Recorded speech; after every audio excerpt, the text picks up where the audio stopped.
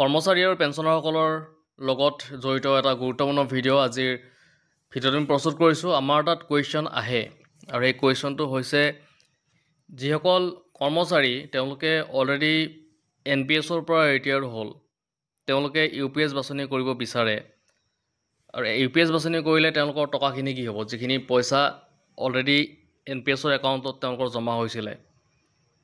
সেই কুৱেশ্যনটো আমাৰ তাত আহিছে আৰু এই দুটা বস্তুৰ ডিফাৰেঞ্চ অকণমান আছে, যেনেকৈ NPS আৰু UPSৰ ডিফাৰেঞ্চ কিছুমান আছে, সেইখিনি অকণমান আমি চাম। পোনপ্ৰথমে আমি চাওঁ যে NPSৰ পৰা আপুনি UPS গুচি গ'লে আপোনাৰ সেই টকাখিনি কি হ'ব, যিখিনি পইচা আপোনাৰ জমা হৈ আছিলে।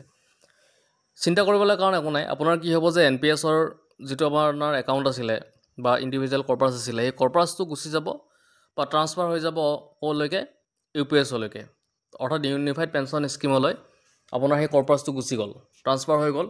আৰু এই ট্ৰান্সফাৰ হোৱাৰ কাৰণে আপোনাৰ যিটো পাৰ্মানেণ্ট ৰিটায়াৰমেণ্ট একাউণ্ট নাম্বাৰ থাকে, অৰ্থাৎ প্ৰাণ বুলি যাক আমি কওঁ, আৰু যি প্ৰাণৰ কথাক লৈ এটা নটিফিকেশ্যন ওলাইছিলে আৰু সেইখন অলৰেডি আমি ইণ্টাৰপ্ৰিট কৰি দিছিলোঁ।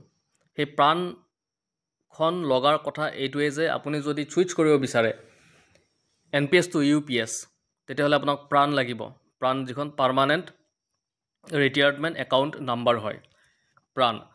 আৰু কি হ'ব যে আপোনাৰ এটা টকাও তাত মানে একো নোহোৱা হৈ নাযায়, এটা টকাও আপোনাৰ নোহোৱা নহয়।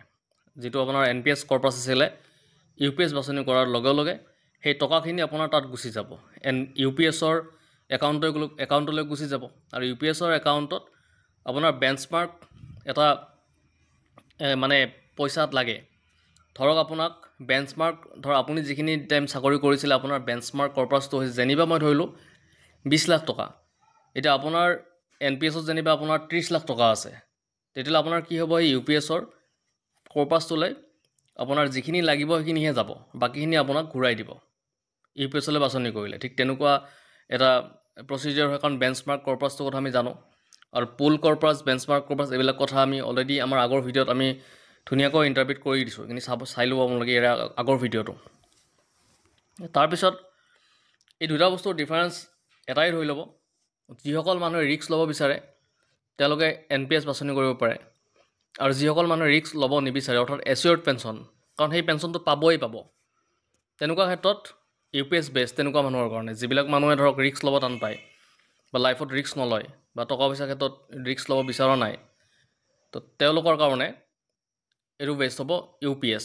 আৰু যিসকল কৰ্মচাৰীয়ে মানে ৰিস্ক লৈ ভাল পায়, কাৰণ যিহেতু NPSটো এটা মাৰ্কেট লিংক হয়, বস্তুটো শ্বেয়াৰ মাৰ্কেটত ইনভেষ্ট হয় পইচাটো, তো ৰিস্ক ল'ব যেতিয়া বিচাৰে তেতিয়াহ'লে ৰিস্ক লোৱা মানুহবিলাকে NPS তেওঁলোকৰ কাৰণে ভাল। আৰু আমি ইয়াতে ডিটেইলকৈ চাম বাৰু যিখিনি কথা আছে, কিন্তু আজিৰ ভিডিঅ'ত আমি নাচাওঁ।